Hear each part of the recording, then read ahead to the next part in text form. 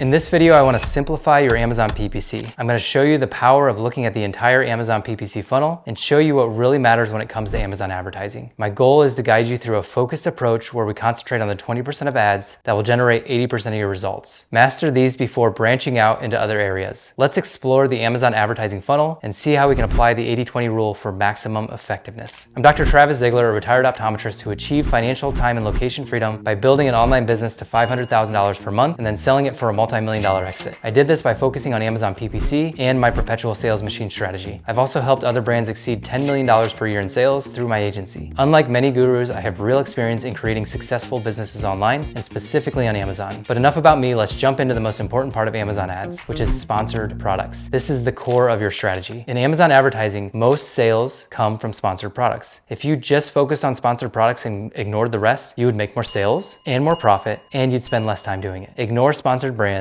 ignore sponsored display if you want a more effective return on your investment. So let's start out with manual campaigns. These are the backbone of your PPC efforts. Exact match campaigns are scale campaigns. These focus on keywords that are converting best with high sales velocity. Phrase and broad match campaigns, these are discovery campaigns. They help you find new keywords that might be profitable. We only focus on broad as using both can be redundant. Product targeting can expand and help you dominate by targeting specific product ASINs. Then there are auto campaigns. These help you target both ASINs and new search terms to scale up. On top of campaigns, you also need to understand the types of keywords. This is crucial, from brand name to competition keywords. Brand names are your gold mine, your high converting and cost-effective keywords, whereas in your competition keywords, these are tough. They're expensive, they're hard to convert since these shoppers are often loyal to other brands. Let's jump into that a little bit more. So competition keywords. These are the least converting and most expensive. They involve searches directly for competitors. These customers are likely already content with these products, and engaging with these keywords is going to be challenging. It's also going to cost a lot and it's going to have a low conversion rate. It's hard to sway customers that are already inclined towards a competitor, and when I'm launching a new product, I tend to avoid my competitors' brand names. I actually usually make them a negative phrase so I don't even show up for them when I launch. The second hardest keyword is a browse keyword. These represent potential customers who are exploring options without a clear purchase decision. They're just looking,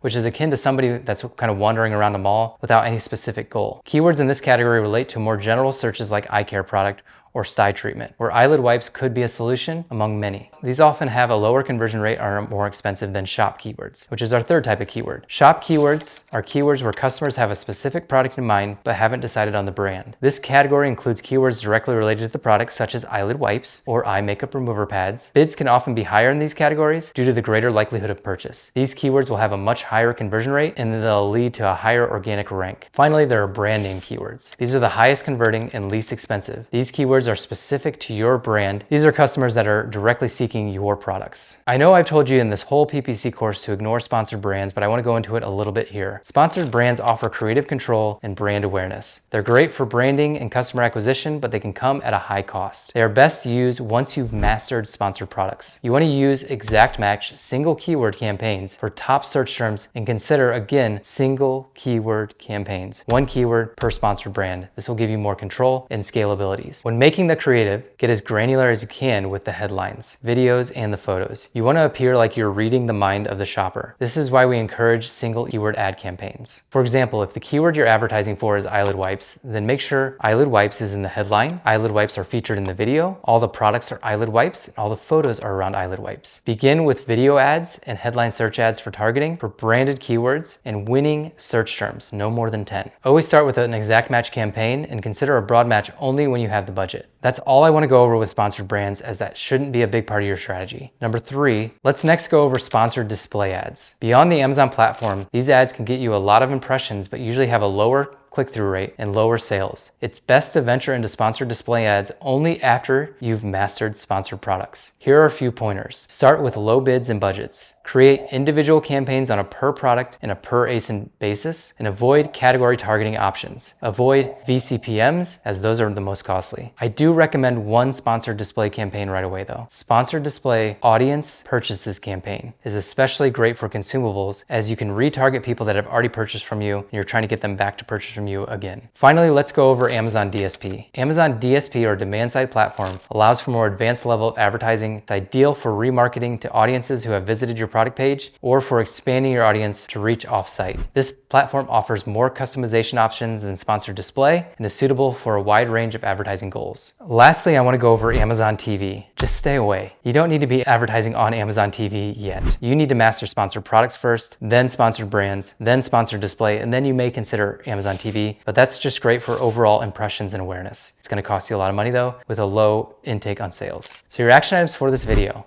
start with sponsored products. Start by mastering sponsored products. Focus on high volume, high conversion rate campaigns. That is what my whole free Amazon PPC masterclass is about. So check it out in my profile, or you can go to profitablepineapple.com and sign up today. With sponsored display, test out sponsored display audience purchases campaign. These are people that have bought from you before, and then you're trying to get them to buy back from you again. Maybe they haven't bought in the last 30 days. Especially important for consumables. Sponsored brands. Begin with video ads and headline search ads, targeting your branded keywords and winning category search terms. Winning category search terms are 10 sales or more in the last 60 days. Always start with single keyword exact match campaigns. All right, in conclusion, mastering Amazon PPC is about focusing on what works and simplifying that approach. By applying the 80-20 rule, you can streamline your efforts, focusing on the most effective strategies, sponsored products, before expanding into more complex areas. Remember, it's not just about doing Amazon PPC, but mastering it. And with the right approach, with my free Amazon PPC masterclass, you can become a master at PPC. So stay focused, keep it simple, and go through this whole Amazon PPC masterclass over and over and over again, the one that's in my profile, until you've pretty much mastered this whole thing.